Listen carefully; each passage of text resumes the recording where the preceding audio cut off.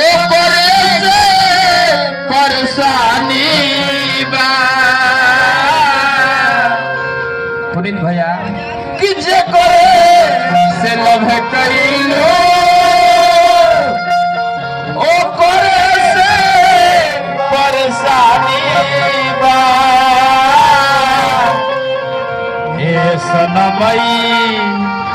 करम तोहरो लागे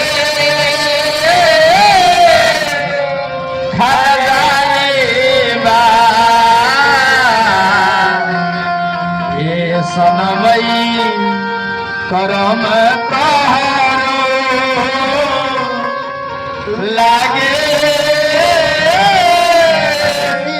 खानदानी